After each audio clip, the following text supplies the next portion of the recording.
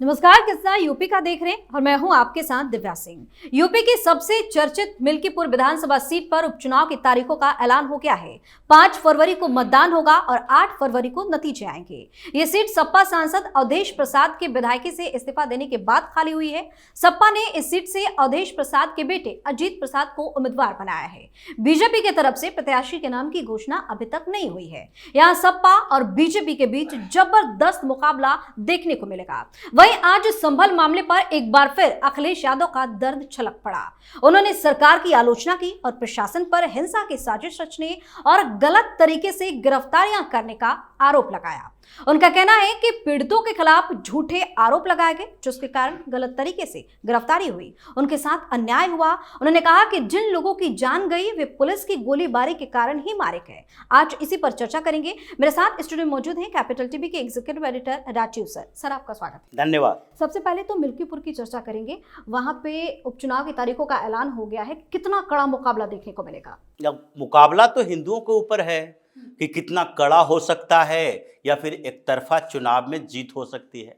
Bharatiya Janata party को किसी प्रत्याशी पर निर्भर होने की जरूरत नहीं है, बल्कि निर्भरता हिंदुओं के ऊपर है कि वो अपने पुराने पापों को धोने के लिए इस बार भारतीय जनता पार्टी का साथ देते हैं या फिर अपनी सनातन परंपराओं को भूल चुके हैं। ये दो ऑप्शन उनके पास है, क्योंकि सनातन परंपराएं ये कहती है कि अगर आप कोई गलत काम कर देते हो तो यहाँ गंगा में डुबकी लगा लो। महाकुंभ का दौर है और संगम में जाकर डुबकी लगाने से आपके पुराने कुछ पाप खत्म हो जाएंगे, कुछ कम हो जाएंगे। और इसलिए इन लोगों के लिए है मिल्कीपुर विधानसभा में जो लोकसभा में इन लोगों ने किया, अब विधानसभा में अगर वैसा करते हैं तो पूरे हिंदुस्तान के हिंदू मिल्कीपुर के क्षेत्र के हिंदुओं को कभी माफ नहीं करेंगे। जो स्थितियां हैं, इन लोगों ने पाप क्यों किया ये बात अलग है, क्योंकि इन लोगों को ये समझ नहीं आ रहा था कि जो हम अयोध्या को फैजाबाद बनाने वाले, जिन लोगों ने अयोध्या को फैजाबाद बनाया था और फिर उसके बाद जिस व्यक्ति ने फैजाबाद को अयोध्या बनाया उसके साथ हमने धोखेबाजी की।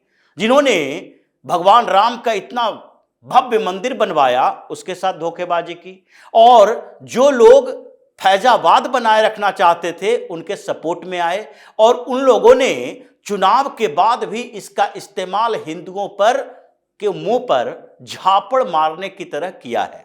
जिस तरह से अयोध्या में चुनाव हार गई भारतीय जनता पार्टी और उसका इस्तेमाल घूम घूम कर राहुल गांधी या अखिलेश यादव ने क्या किया, ये कहा कि देखो भाई, भारतीय जनता पार्टी हिंदुत्व के मुद्दे की बात करती है, हिंदुओं की पार्टी कहलाती है और अपने आप को कहती है कि हम हिंदुओं के लिए काम करते हैं। लेकिन अगर हिंदुओं के लिए काम करती है और जो भगवान श्री राम के इस मंदिर का उपयोग चुनाव में कर रही थी कि हमने मंदिर बनवाया है, उसको वहीं के लोगों ने धोखा दे दिया।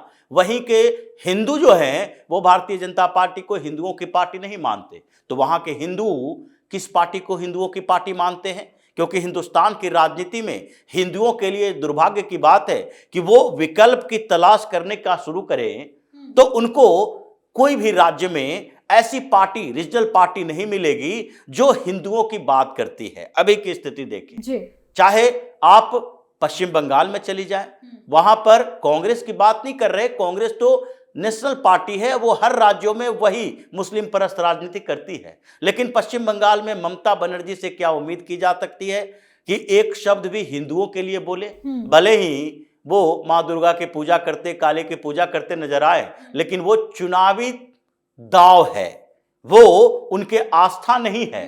क्योंकि वो तो मदरसों को प्रोटेक्ट करती है, जिहादियों को प्रोटेक्ट करती है, मौलानाओं को प्रोटेक्ट करती है। जिसने सीए के खिलाफ आंदोलन में उन्हीं लोगों को कहा कि नहीं नहीं तुम ट्रेन पर पत्थर मारो, यूएन से इंटरवेंशन की बात की, इंटरनेशनल कम्युनिटी से इंटरवेंशन की बात की, हिंदुस्तान में आओ देखो कैसे मुसलमानों के अधिकारों को कुचला जा रहा है, अमेरिका से भीख मांग रही थी। ये स्थिति है पश्चिम बंगाल में। बिहार में लालू प्रसाद यादव को देखिए, या फिर दूसरी पार्टियां जो भी है, अभी भारतीय जनता पार्टी के साथ आने के बाद नीतीश कुमार थोड़े से सॉफ्ट हो जाते हैं, लेकिन वो भी इस मामले में मुसलमानों के पीछे पीछे ही चलने वाले हैं। उनकी भी कई तस्वीरें हैं ऐसे जैसे कि लगता है इफ्तार के समय नमाज अदा कर रहे हों। वो कई तस्वीरें हैं उनकी।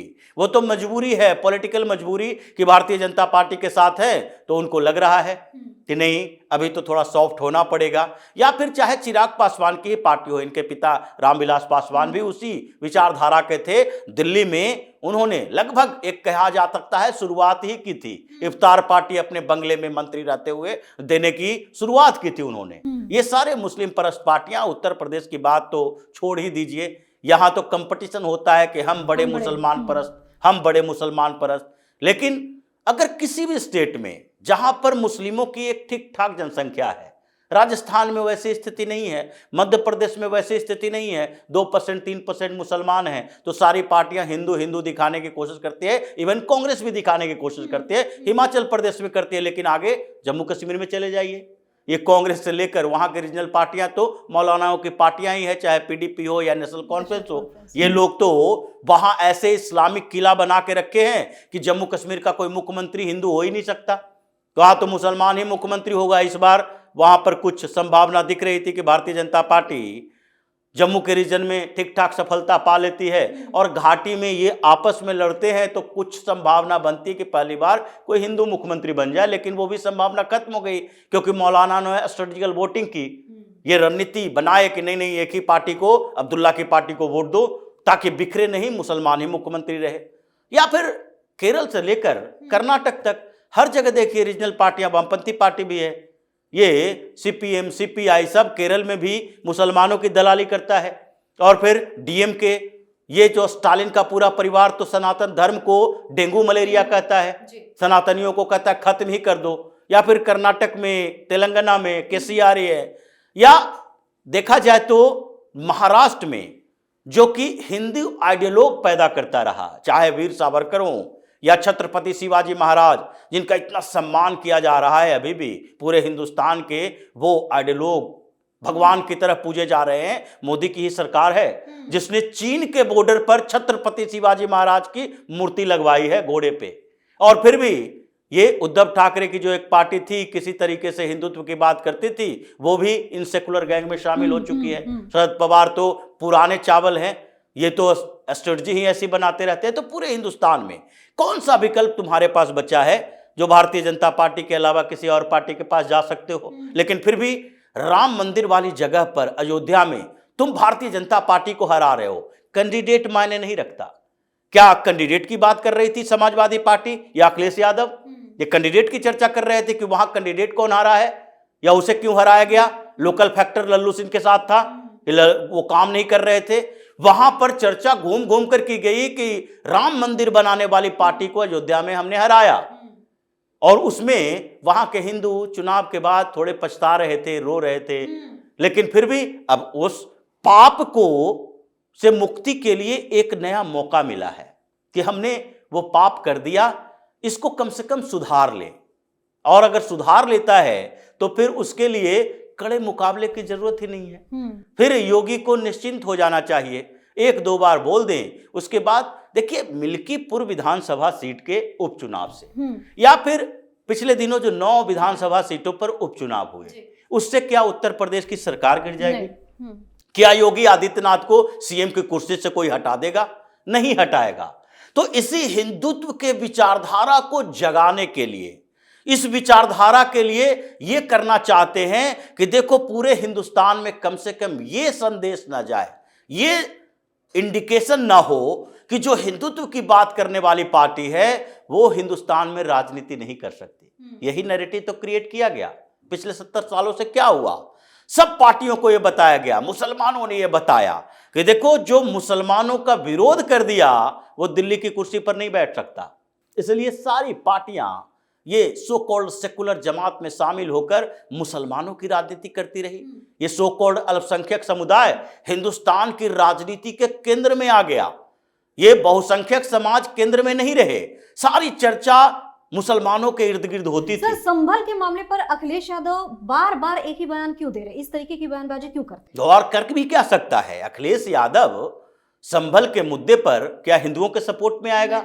ये तो सोच ही नहीं सकता कोई। ये सोचने वाले उत्तर प्रदेश के भी लोग जो हैं वो मूर्ख हैं।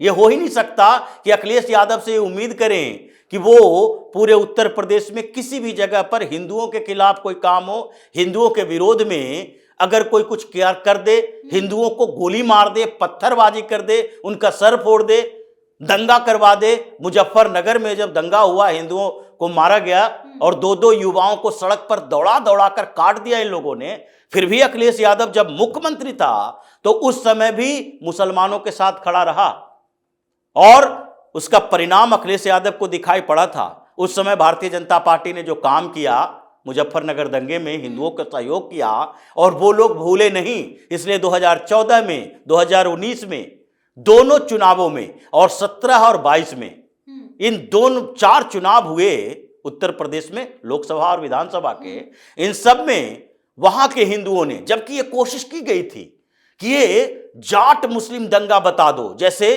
कश्मीर में कोशिश की जाती है कि वहां हिंदू मुस्लिम नहीं है बल्कि कौन है, वहां पर कश्मीरी पंडित है, एक जातीय आधार पर तोड़ दो हिंदुओं को। यहां भी किया गया कि ये हिंदुओं के खिलाफ नहीं है, ये जाट और मुसलमान हैं। तो जाटों ने जवाब दिया। 90% वोटिंग हुई थी भारतीय जनता पार्टी के पक्ष में इन चुनावों में। लेकिन फिर जो मेमोरी कमजोर है, मेमोरी कमजोर नहीं होती, तो ये इन लोगों ने जो 400-500 सालों तक इतना अत्याचार किया, उसको भूलने में अगले 1000 साल लगना चाहिए यहां के हिंदुओं को। लेकिन ये लोग तो 2 साल, 4 साल, 10 साल के अंदर भूल जाते हैं कि हमारे खिलाफ क्या हुआ था। और अब गंगा जमनी से तहजीब की बात करेंगे तो मिल्कीपुर चुनाव से जुड़ा ही है ये संभल का मामला। आज जितना अखिलेश यादव चिल्ला रहा है, इसीलिए चिल्ला रहा है क्योंकि उसको लगता है कि हिंदुओं को हम तोड़ सकते हैं, मुसलमानों के पक्ष में बोलना जरूरी है, क्योंकि वो एकजुट होकर हमें तभी वोट करेगा जबकि हम उसके लिए बैटिंग करेंगे। और हिंदुओं को दिग्भ्रमित करना कोई बड़ी बात नहीं है, उसको कैसे भी तोड़ देंगे, यादव कर देंगे, पासी कर देंगे, कोयरी, कुर्मी, ओबीसी, दलित, ये पीडीए सीडीए करके किसी तरीके के हिंदुओं को उलझा देंगे। मुसलमानों को एकजुट रखने के लिए उसके पक्ष में बोलना है, क्योंकि ये कौम ही ऐसा है, इसके विरोध में कोई गया तो उसके साथ नहीं रहेगा, क्योंकि उसके पास विकल्प है। हिंदुओं के पास विकल्प नहीं है हिंदुत्व वाली पार्टी को चुनने की, लेकिन मुसलमानों के पास 100 विकल्प है।